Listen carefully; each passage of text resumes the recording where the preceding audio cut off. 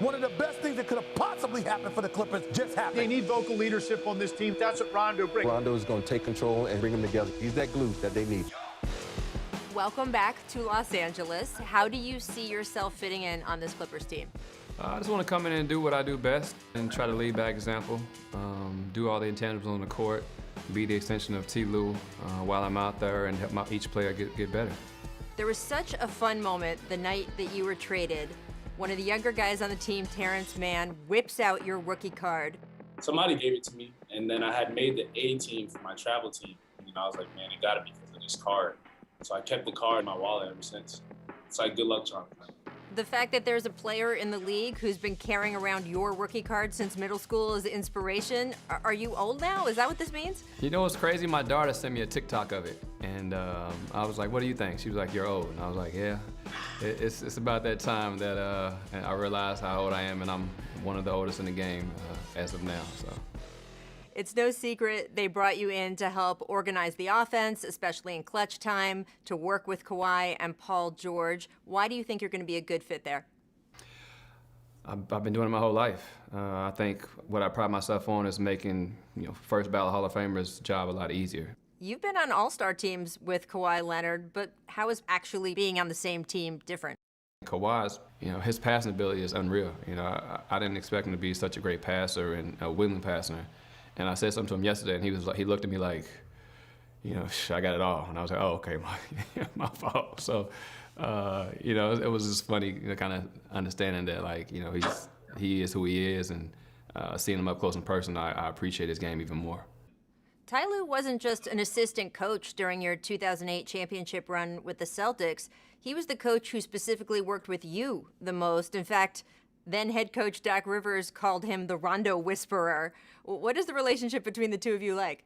It's fun. I've never played for a coach where, I've actually played with them or, in a sense in the NBA games or even, been that close to assistant coach. So me and Lou go way back. About 10 years ago, he actually let me stay in his house in Vegas. So our relationship has always been tight. He's been a guy that's been always genuine and always been honest with me. Even if we're playing cards or gambling. I mean, it's just, this type of guy he is, a great person. We want what's best for us, and what's best for him is the ability to choose where he goes next. You are really close with Boogie Cousins. You guys played together in Sacramento and New Orleans. What do you think of what he's got left after seeing him play in Houston? I think he has a lot left, and I know he has a lot to prove to himself, the league, and he probably wants to prove as many people as wrong as I do for him. I'm hoping for the best. He's one of my dear friends. I was in his wedding this past summer, and I wish him all the best. He's had a tough road to get back to this point where he is.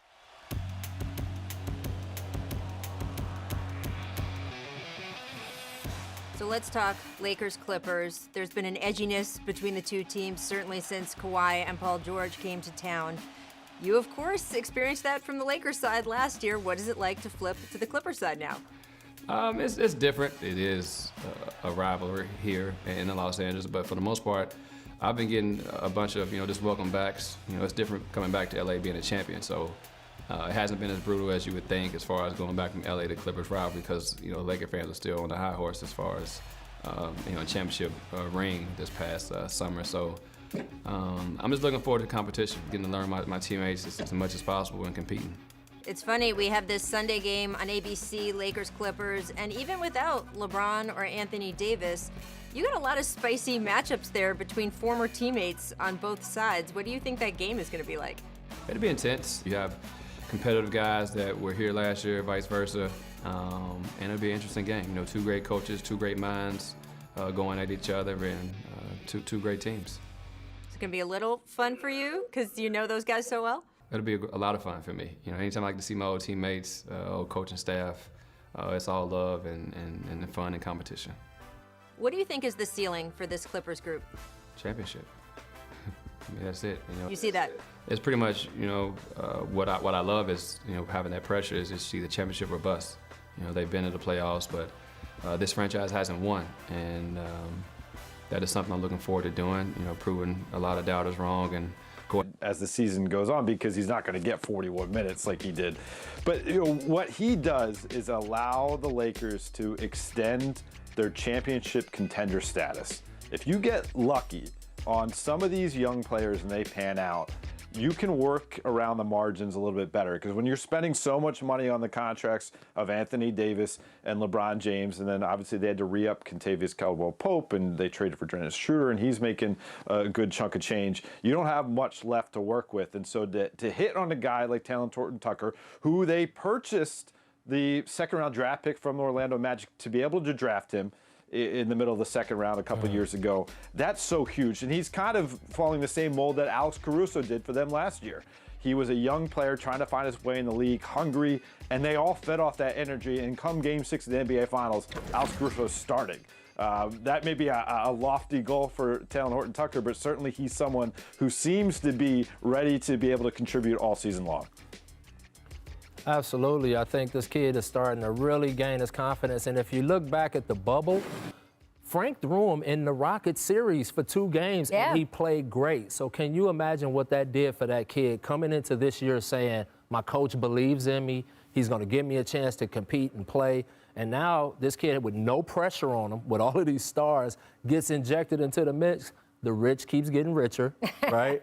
And now he's around. He's also, this is great what he's doing, but think about who he's playing with now. LeBron makes everybody better. Schroeder is a playmaker. Marc Gasol, one of the best playmaking bigs in the league that can get people buckets. So here they have another big young guard that can defend multiple positions, that can push the pace, and that isn't an offensive liability. So I'm really happy for this kid. I love seeing these kind of stories, and he's going to contribute to their winning this year, I guarantee it. He does just seem to also have just a maturity. I don't know if part of that was being with the team through the bubble. That was such an intense experience. And you have to remember, too, a big part of why he spent a chunk of last season in the G League was he had an injury that prevented him from being at Summer League. Right. So he just got such a slow start to things. I do want to know, though, now that his depth has improved, now that he's improved, now that the depth of the team overall has improved, Dave, how does that impact the team's plans to load manage LeBron and Anthony Davis? I mean, LeBron has told me that he flat out does not believe in load management. He's told me over and over again, if I'm healthy, I'm playing. And certainly he would have to either come off that stance, change his mind about it, or be a hypocrite if he decides to all of a sudden load manage this year. So we'll see how that works out. The league, even though they still have rules in place where they want to see the stars playing in marquee games, they understand it's the shortest offseason in league history. And so there are some opportunities to rest your guys if you should need it. But, you know, there's a thing, and it's very low on the list of priorities for LeBron in terms of what he wants to accomplish. It's all about winning championships this stage of his career.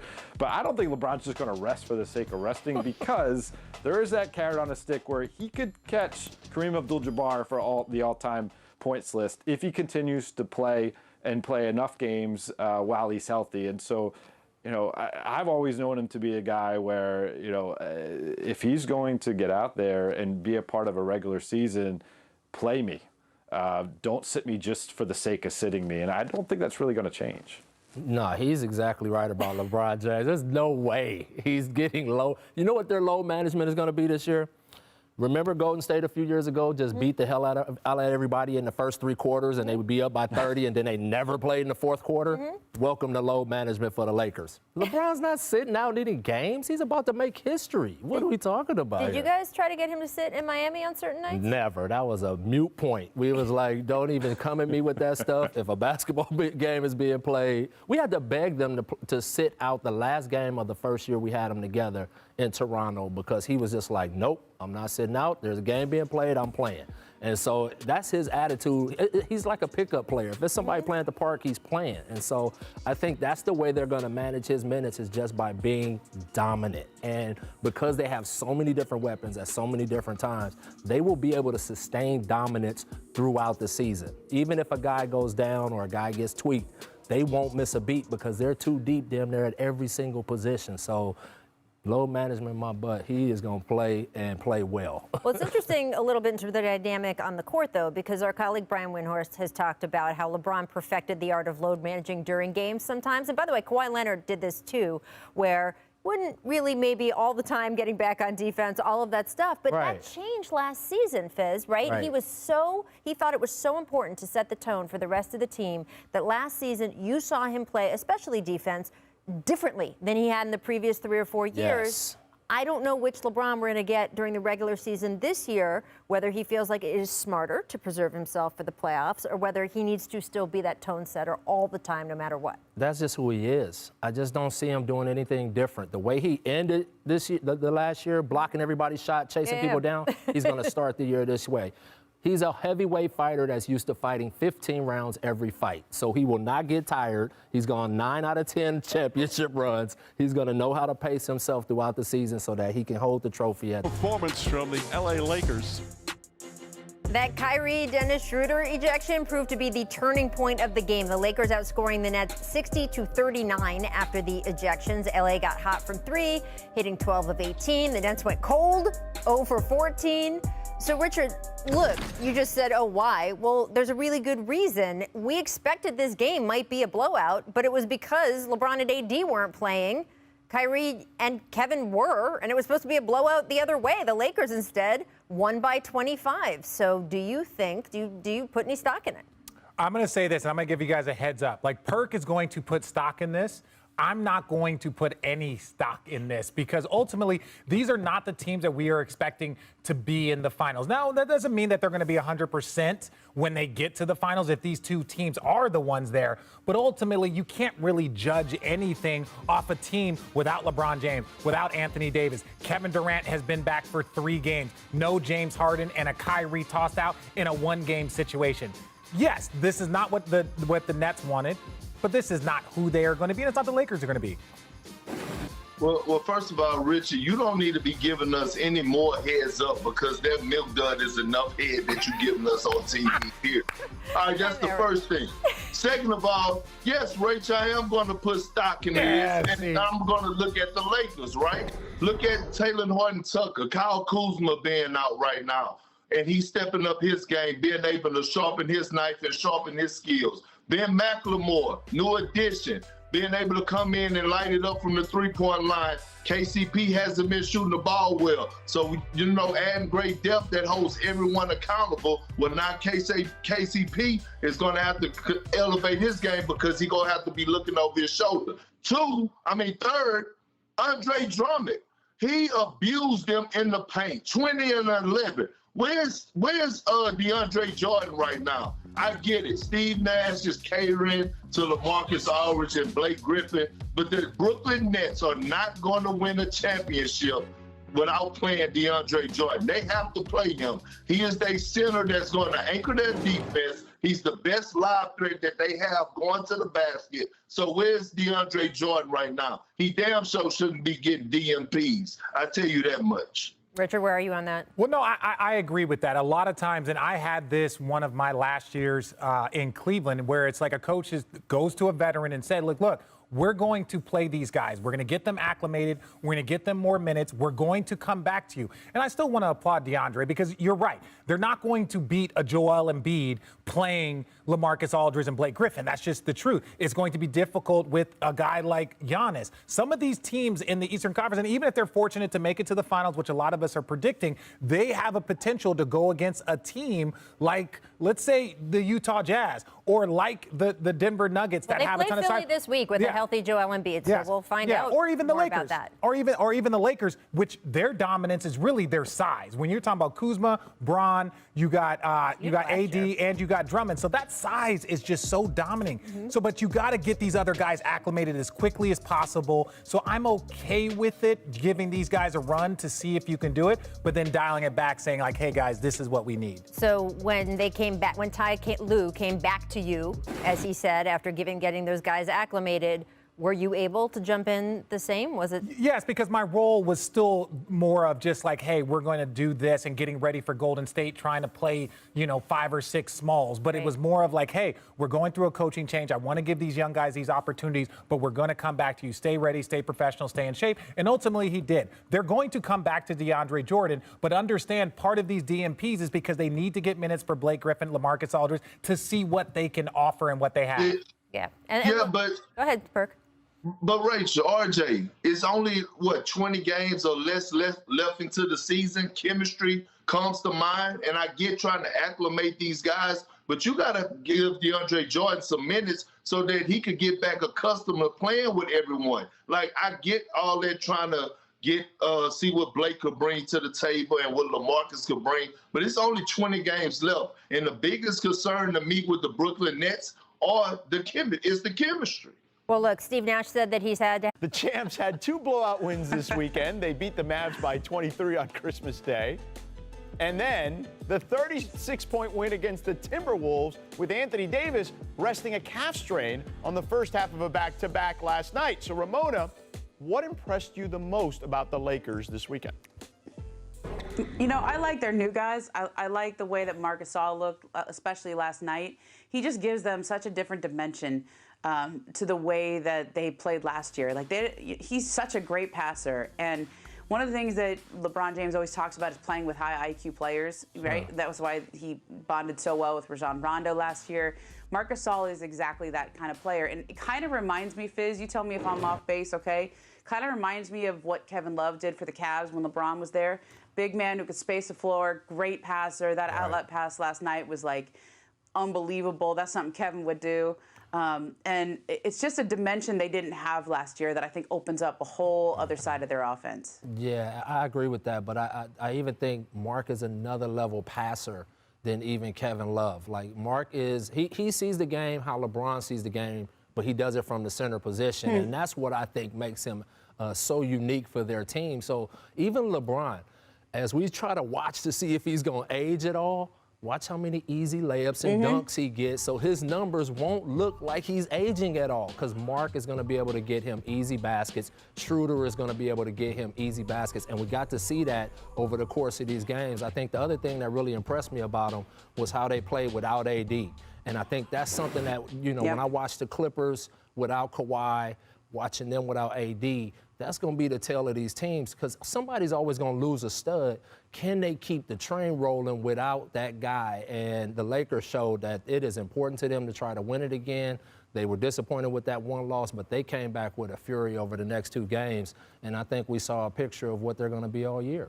I mean, Marc Gasol in the high post, Fizz, you and I talked about this just last week. I mean, he is unstoppable from there. Like, his vision, his court vision is great. He can play quarterback, honestly. Like, he can fit the ball in such tight windows. There's no doubt about that. And, you know, I'm glad you brought up the thing about LeBron. 7-foot quarterback. Yeah, for sure. Right. The thing about LeBron, there's this notion that, well, LeBron needs the ball in his hands and playing with another playmaker is a deterrent. On the contrary, if you look at LeBron's career, even when he was younger, when he had another playmaker around him to make life easier for him, he excelled. You know, whether it was Dwayne Wade, Kyrie Irving, you name it. There's a lot of guys there that move the ball to help him as well. He's obviously as unbelievable a passer as we've ever seen play the game. Him and Magic Johnson are in that conversation. But he certainly benefits from having those kind of guys. Yeah, and you look at, like, Dwayne used to get you know, length the court stuff when young LeBron wanted to outrun everybody. Now in the half court, Marc is going to be able to get them back cuts, you know, little easy spin outs and things like that that only a Marc Gasol or a Jokic type player can make. Those are the only kind of guys that can make those passes. And the way that Frank runs his offense, where he really gets the other guys to commit to moving without the ball, everything is with energy. Marc Gasol is going to make them so hard to beat as they move forward. Yeah, and it has unlocked Kyle Kuzma, as we've talked about. Ramona, Kuz has played well with Marc Gasol out there on the floor. Like, he just signed a new extension, and I think that this is – look, if he starts performing like we've seen here in the last game or two, then all of a sudden that thing looks like a steal, doesn't it?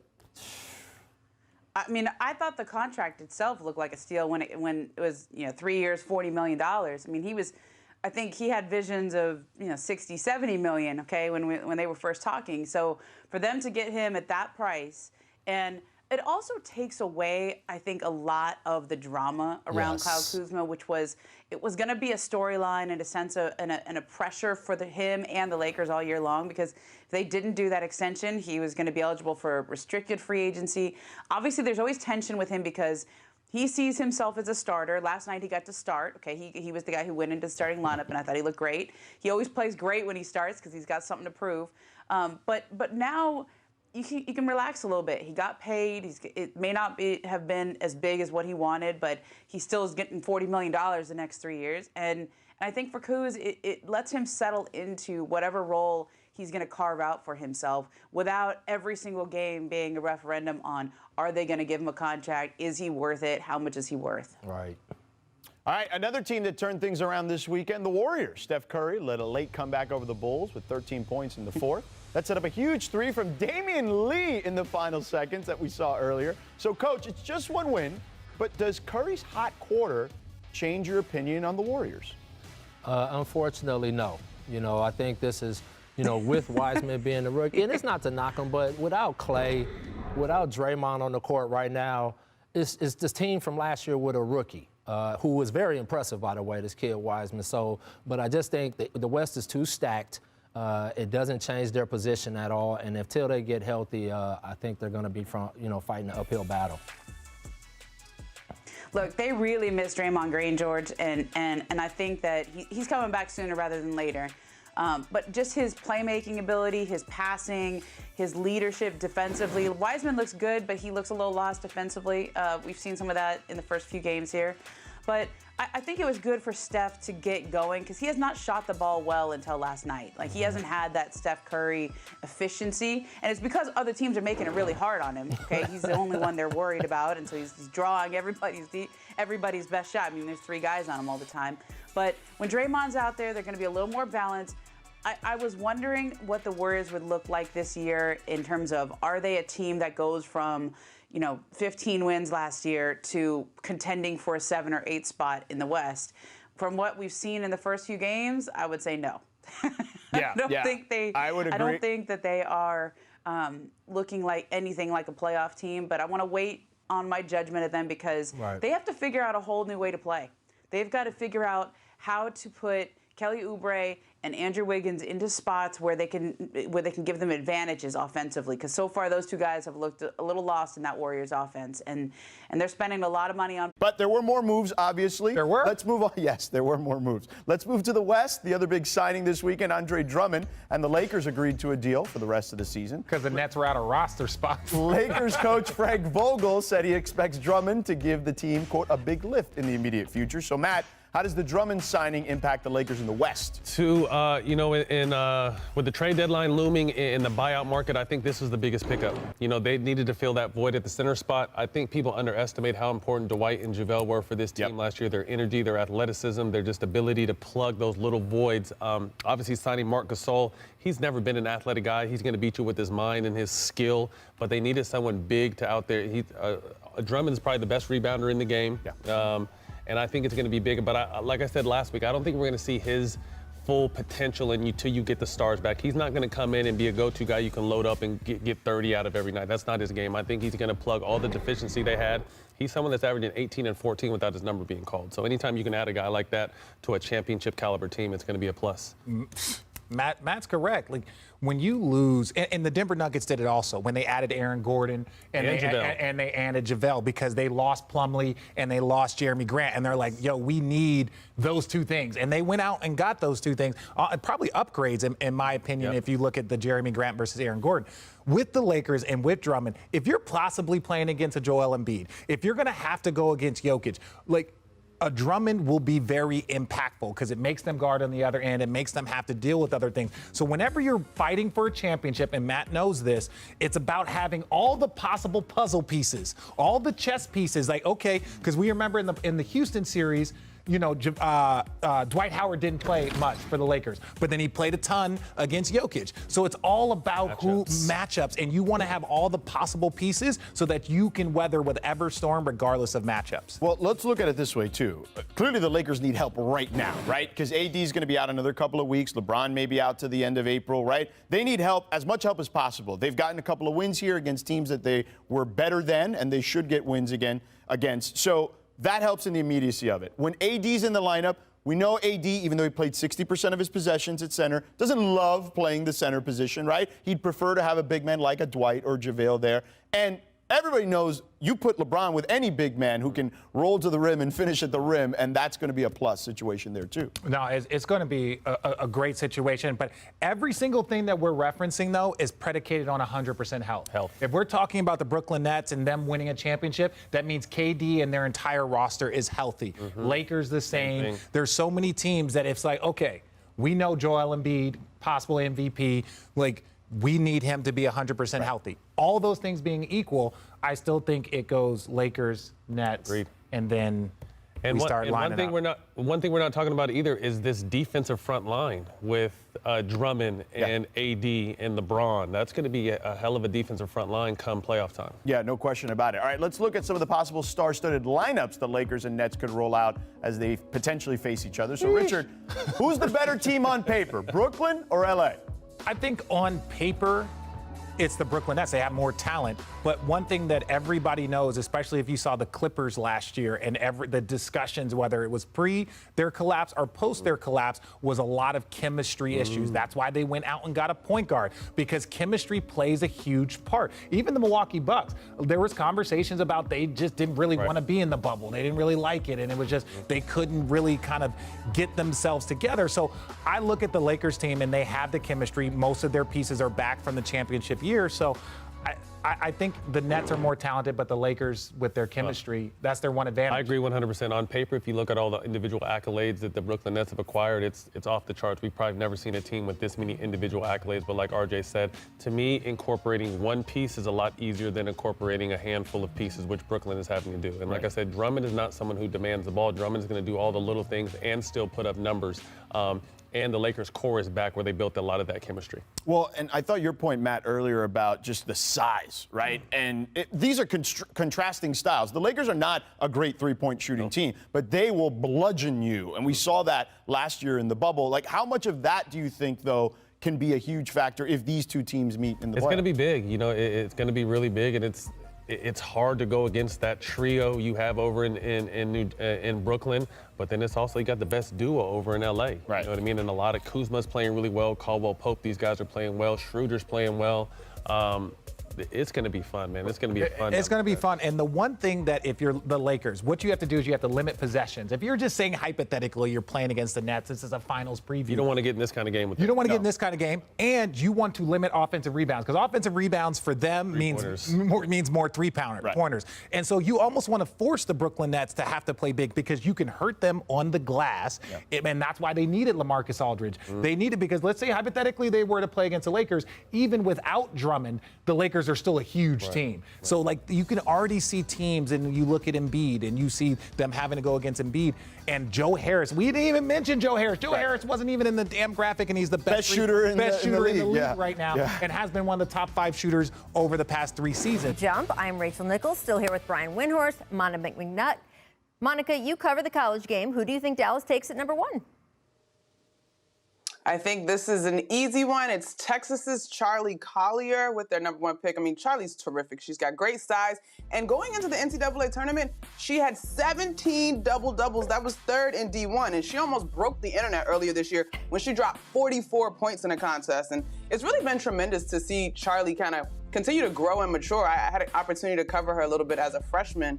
And I remember Karen Aston saying at the time, if she can ever get coordinated and in shape, she's going to be a problem, and it looks like she managed to do that. He looks plenty of both of those things to me, just saying. All right, moving on to the defending champs in the NBA, the LA Lakers. They're going to be getting a boost tonight. Coach Frank Vogel says Andre Drummond is a go after suffering a torn toenail, which just means his entire toenail came all the way off, people. That was in his Lakers debut. He missed the last 3 games after that. Vogel has made it clear Drummond is the starting center. Well, where does that leave Marc Gasol? Gasol, of course, started in Drummond's absence. He said last week the Drummond signing was, quote, a tough pill to swallow. Really seemed down about it in a press conference with reporters after it happened, but he seemed to change his tune after the Lakers game Tuesday. Here's our Dave McMenamin with the question and Gasol's answer. Mark, statistically, this is one of your better stretches, if not your best stretch since joining the Lakers, and it comes at a time where another center is going to be most likely healthy on this trip and playing. What can you do to keep the momentum or continue to impact the game if there's less playing? I'll stay ready. I'm going to tell you this. I'm fully committed to the team. I'll stay ready. When my number is called, I understand. We have to get Andre acclimated to what we try to do. We have to get back. Our 2, main guys, Bron and AD, whenever they come back, and we have to get that group going and get some chemistry going with the first unit for them. I'll be ready, no matter what happens, no matter if it's 5 minutes, 10 minutes at the whatever position. If it's some nights I might not play, but I'll stay ready no matter what. So that was pretty different from what we heard from him a few days earlier, Brian. Do you feel he's just had time to work through this and is a genuine change of heart here? Yeah, that sounds like the pro that I know Marc Gasol to be. What he was saying last week was kind of surprising because we knew for weeks that there was a good chance Andre Drummond was going to be a Laker. Maybe he was surprised he was just given the starting job. But, let's talk about two pieces of reality for the Lakers. One is that they really need offense right now without AD and LeBron. They just struggle, and Andre Drummond can bring more offense at this point than Marc Gasol can, and that's a driving factor. In addition to the fact they had to compete to get him, and they had to promise him the starting job to get him to sign with the Lakers. The second thing is this: really, the goal for Drummond or Gasol is to force the Lakers to have to play them in the postseason. What I mean by that is, when the chips are down, the expectation is that it's going to be Anthony Davis playing center for the Lakers, and they're going to go with more of a perimeter-based shooting lineup. Either of these guys, whether it's Drummond or Gasol, needs to play so well at both ends of the court that they force Frank Vogel's hand, and that'll be the challenge for them going forward. Yeah, Wendy, you're absolutely right. And, when I first heard this quote, I was like, Marc Gasol, you do not have enough cachet to be whining about playing time. But then now I kind of understand why he may have said that. I think sometimes we penalize athletes for being honest, even though he knew all of those things potentially, Wendy, that you just talked about. And even though his numbers this season are a fraction of what his career numbers are overall, it still hurts a little bit, right? Like, these athletes still take a ton of pride in what they do and the opportunities that they're given. But now he's done a full circle in terms of getting on board to whatever the formula is going to be to get the Lakers another ring. And I'm certain that he wants one of those. So good answer from him. And I just, I agree with you, Wendy. Both of these guys want to be on the floor. And so he's got to have the right attitude to do that. That's the first step. And Frank Vogel said that he has sat him down, that they have had a conversation. And Frank stressed to him, look at the playoffs last year. He can say, we played Dwight Howard a lot in X series or Y series. We moved JaVale McGee here in X series or Y series. And then, we pulled them back in other series where other guys were more effective. He said, you're not always going to be plan A. Now, Marc Gasol's initial reaction to that was, but I'm not even plan B or C. I'm more like plan D. But I think you can see in his face and his voice as of yesterday, he's realized that there are places for him to make an impact.